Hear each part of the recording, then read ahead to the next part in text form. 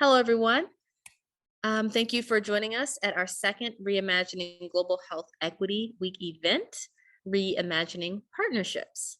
So we're so glad to have you here with us this evening. My name is India Benson. I am the program manager here at GlobeMed headquarters.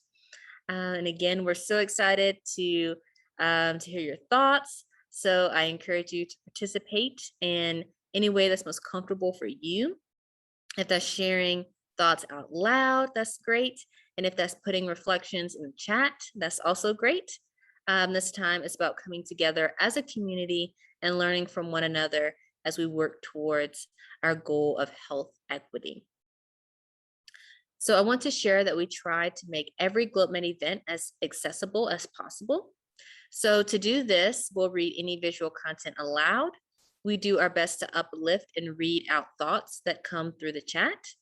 And we'll give you a warning when we start music so you can turn down your volume if you choose.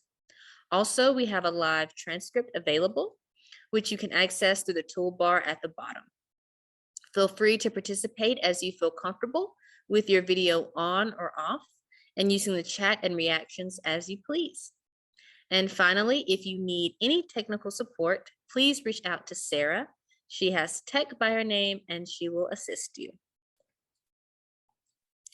So this morning, we had our GlobeMed Turns 15 Portraits of Partnership panel, where we were able to hear from two of our GlobeMed partners, Guadalupe from Escuela de la Calle, who is partnered with Florida International University, and Lakoti from Art and Global Health Center Africa, who is partnered with Georgia State University.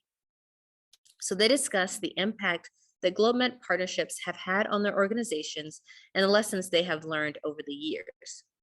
I hope you all were able to join that session or watch the recording was sent you to you shortly after. However, if you weren't able to attend or watch the recording before this evening, I would like to take a moment to give a brief summary of the highlights from the conversation. So two big things that came out of the conversation was that one, relationship building is an important aspect of partnership, and two, having the same vision or goal is needed to work together and engage in mutual learning. The importance of not only creating relationships, but also sustaining them was detailed by Lakoti and Guadalupe. This stretched from getting to know the Grow interns before their experience to continuing those relationships that were established afterwards. Sending things like student bios were mentioned as an important way to connect with students before Grow. Also, it was important to have an understanding when shifts happened within the chapter so those new relationships could be built. Sustained relationships are important in working toward the same end goal. And as you do so, learning and collaborating with one another is key. An aspect that made GlobeMed different from other organizations was that these partnerships weren't purely financial. GlobeMed students wanted to learn about their communities. The partners also enjoyed being able to work directly with students and receive regular visits from them. Lakoti mentioned that a lesson that students have learned from him has been to have a creative approach in the work they do. And one lesson that he has learned from students is their ability to both depend on one another, but also allow each other to grow. Guadalupe stated that he hopes students learned a lot about his country's culture, and that one lesson that he has learned from students has been how united they are. Guadalupe envisioned an ideal partnership as one that was deep and mutually beneficial. He gave an example of a student from Guatemala coming to visit the US, so it can really be that full mutual exchange happening. For Lakoti, an ideal partnership was one that was mutually beneficial and where enough time went into nurturing relationships so that they could be maintained over time. So while these weren't all of the wonderful reflections from our two partners, I did want to mention these few because they give a good grounding for our discussion this evening. So what we want to do for this session is to reflect together on what we heard from our partners and continue the conversation that was started this morning. So Sarah, can you change the slide? So we're going to start off with a 10-minute reflection in a breakout room where we reflect on the following question. What reflections and questions came up for you after watching this morning's partner panel as you think about partnership? And if you didn't get the opportunity to watch it, was there anything from the summary that I gave that sparked a thought or question in your mind? So as you reflect on the questions that came up for you in your breakout room, decide on one question you want to post to the group and put it in the shared Google Doc. So I'm curious if anyone wants to share what was coming up for them, what was resonating in the room.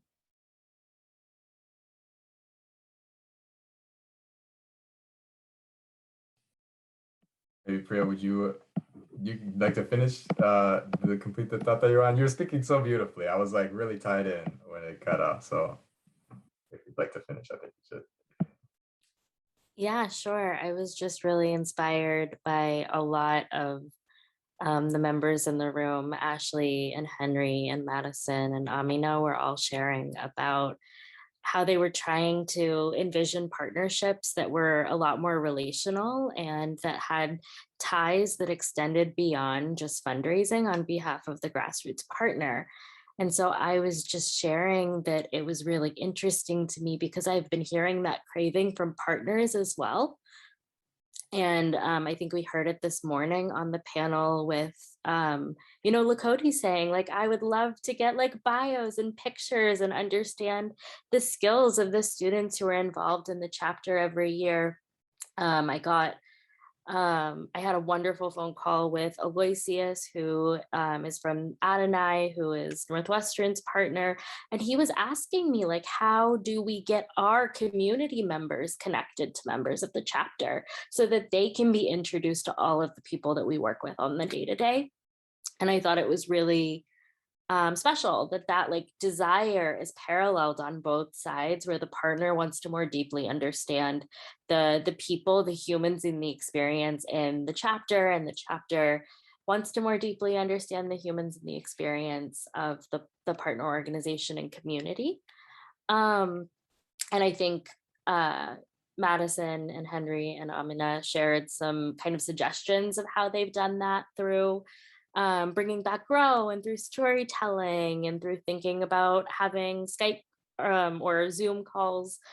Geez, how old am I? Zoom calls with the partner and the whole chapter present. But I just thought that was a really interesting thing to explore because I think it's hard to do with the geographic barrier.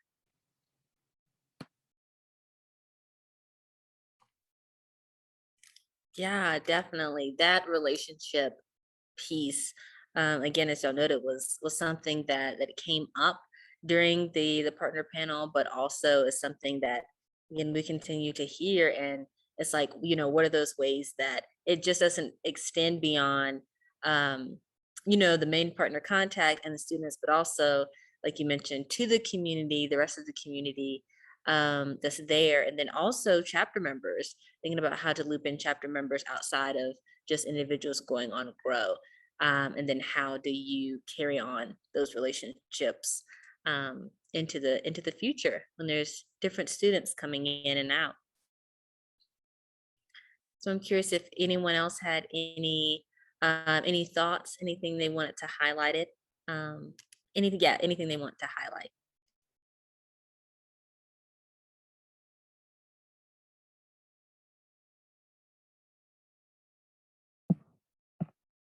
I would highlight, I think it was, Ash or Madison shared this, how much of a difference it made to share not just like what we can talk about Grow and like say, oh yeah, it's this and it's when students go, and that might pique interest, but to bring it to the next level, which means sharing the photos and then sharing also the stories about what it was like to be there, not only engages interest, but also engages I mean, engages the heart of it. Engages, like, makes, Priya said, well, like, it humanizes, brings up the humanity part of it. And that was something that we found in my time in GlobeMed as well, when we hadn't had a partner in a while. And once we had finally done a grow trip and came back with these stories and with pictures of us being there with the people that we had all along only been connecting with over, video call, it just excited all the chapter members, and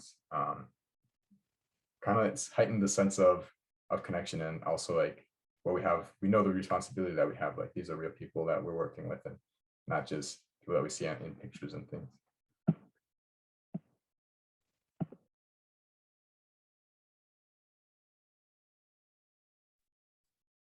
Yeah.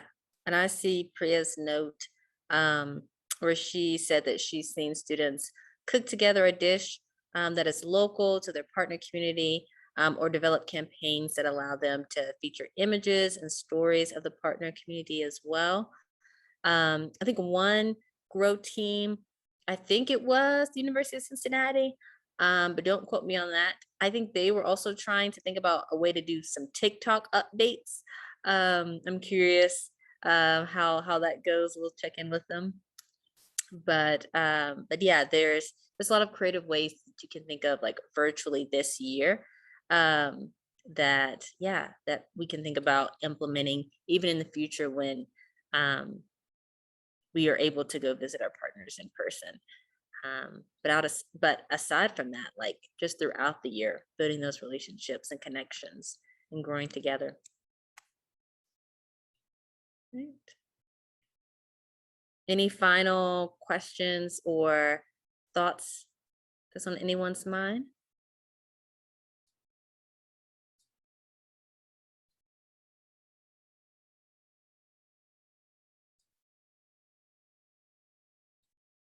All right. Well, Sarah, if you can go to slide number 4. So what we're going to do now is do a little pair and share. Right now, we actually have an even number of individuals from HQ and students. So we want to pair everyone up for this next breakout room discussion. And it's really up to y'all and the pairs how you want to spend the the remaining 10 minutes for this breakout room discussion.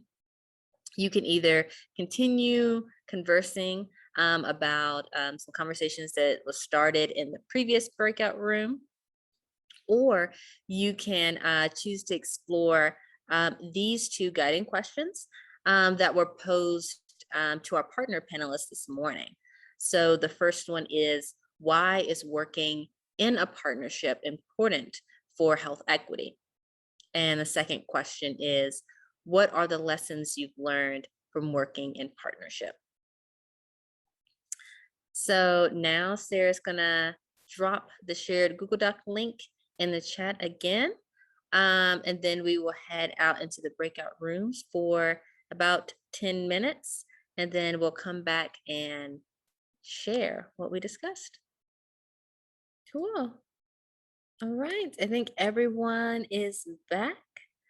So I'm curious what people discussed and what came up as it relates to partnership. So why don't we start off first with Stevie and Henry? What conversations were y'all having? Yeah. So we mostly focused on like the second part of, or like the second questions. So for talking about why working in a partnership is important for health equity, we kind of talked about how like the word partnership is kind of like inherent in health equity. Basically, if you're not forming a partnership that is sustainable and anti-oppressive actively, and additionally, it's not like a partnership that's supposed to last forever. It's one that is supposed to, like in GlobeMed's case, right? For us, we're working with our partner to promote sustainable healthcare. And then when they are self-sustainable, the partnership is ended. It's not a dependence. And pretty much if the partnership is not established, then it really is just promoting dependence, and it's not anti-oppressive at all. So working in a partnership to promote sustainability and to additionally use like social cultural awareness to create like genuine and like equitable relationships. If you're not doing these things, then it's really not a partnership. And it's pretty much exactly the opposite of what GlobeMed stands for. And so for like lessons that like I specifically learned from working in partnership, it's not only shown me how developing sustainable partnerships and like relationships with our partner, that's shown me how I want to be like as a potential future physician. But beyond that, it's also shown me that, you know, for like fundraising purposes, for example, I was talking about how it might be, you know, easier to be like, oh, you know, give our organization money to support people in like a developing country, you know, that might be easier, and it might have like buzzwords that make people want to donate. But that's not anti-oppressive. That's not a sustainable partnership. And that's not, again, what GlobeMed stands for. And there are ways to, that are really important in the future for making sure that our relationship with our partner are more equitable.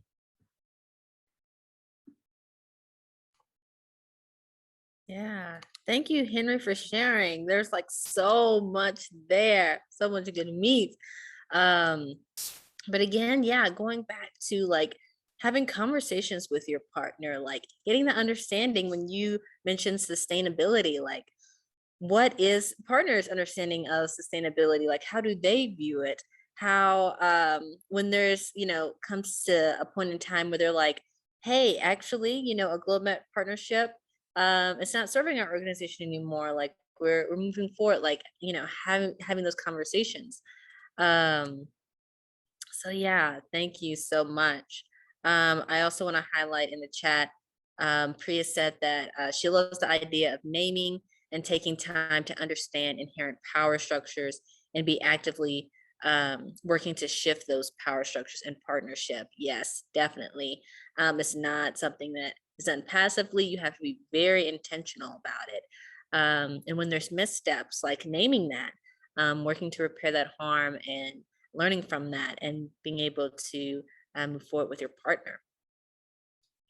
So with that, I want to open it up for Amina and Priya to share with everyone what y'all were discussing in y'all's room.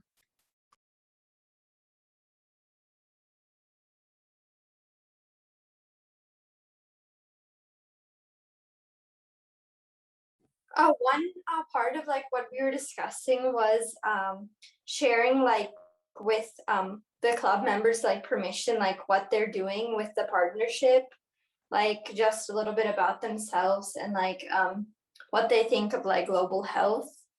That was one point that we made. I think we might have said this before, but like doing their own like cultural things with their permission, just like, and then like capturing photos and just like we talked about communication in regards to that. And we also, I think an interesting point was the one about power structures, like understanding that and trying to shift them, and just knowing that I feel like there's a power dynamic where we don't want to like try to take advantage of the power that we have when we're like talking with those in global partnerships, and just understanding the balance and trying to shift power away from ourselves and to them. So kind of the points that everyone touched on.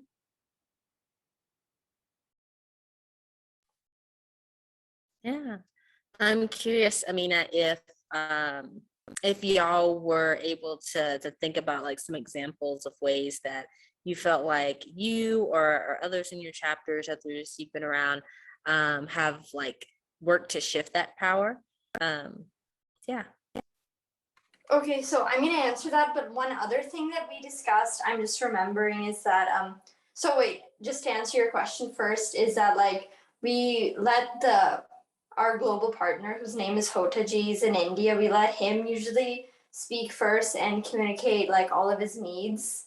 So one example I think is that during like right now in India, there was like this huge like COVID like pandemic, obviously it was happening there.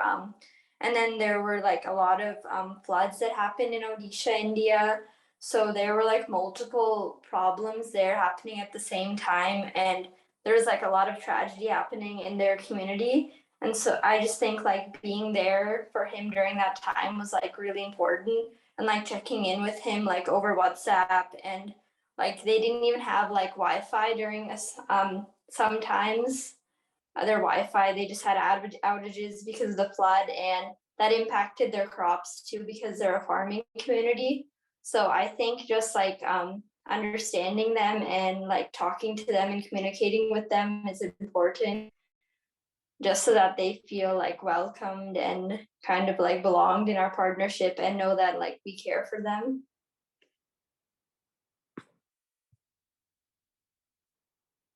It's kind of hard to describe, but yeah.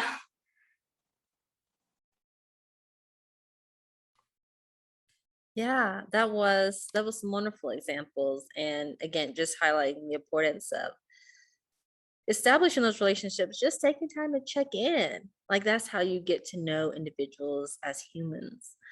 Um, I am curious if Peter and Madison, if y'all have any thoughts and reflections on what's been shared, if you want to uplift anything or add to anything that's been shared based on what y'all discussed. Yeah, we talked about almost the exact same thing Henry talked about, in that you have to make sure that the partnerships you're building are sustainable, because even though it might seem like you're doing really great work in the moment, if 2 months or 2 years from now that work isn't able to be replicated and continued, you're kind of go back to square one. And we talked about how it's important for the partners in the communities they work with to approach the partnership with practices that you empower and uplift those community members to lead their community in what you're also doing, so that when maybe the grow team isn't there, or the connections just isn't as frequent as normal, that community can still lead itself and continue making progress to the same goal you are working on, and that it doesn't just fade back once you're gone, because then the work that you did might have been great in the moment, but in the long term it would kind of fade away.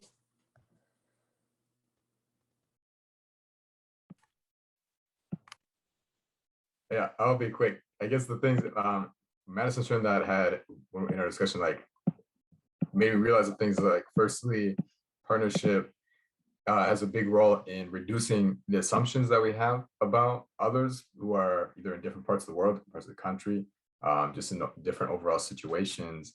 They, going back to what we said before, like really humanize other people. And now that I think about it, this will make a great bumper sticker, take that or something. But we can coexist with these people, but coexisting is not the same as collaborating. Like we can have an environment where, you know, we know each other, we're building relationships, and even on growth trips we might be becoming friends, but we would try to do things in a way that we're actually doing something that's collaboratively. We're both learning and we're both building something for like a common goal. And yeah, I think that's something that's really cool about how we value partnerships.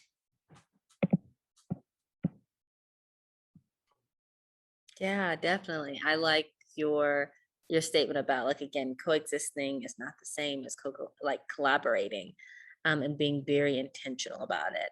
Like that's a very common theme that has come up in the partner panel and this conversation, just about the intentionality that we have to be intentional. We have to be with our actions and our goals, our purposes. Be intentional about building those relationships. So with that, I want to thank everyone for sharing your wonderful thoughts and reflections during this time. We are 2 minutes over. So I'll go ahead and end us for the night. But again, I hope that Madison and Amina, that you take these conversations back to your chapters to continue on thinking about partnership as you begin your year and have further conversations with your partner. It was wonderful having y'all here tonight. And if y'all are able to, we are going to be having our final Reimagining Global Health Equity Week program tomorrow, which will be starting at 4 p.m. Central, and that will be Reimagining Movements.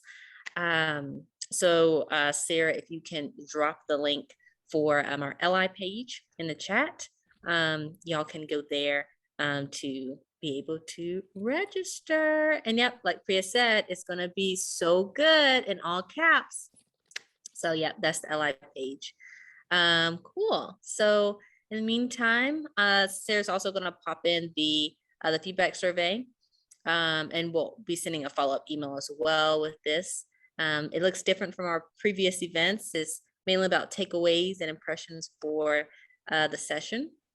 So I hope you're able to fill that out. But again, thank you both for showing up, and so great to hear from you.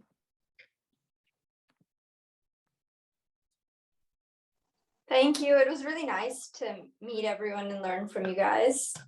It was so nice to talk to you, Amina. Yeah, you too.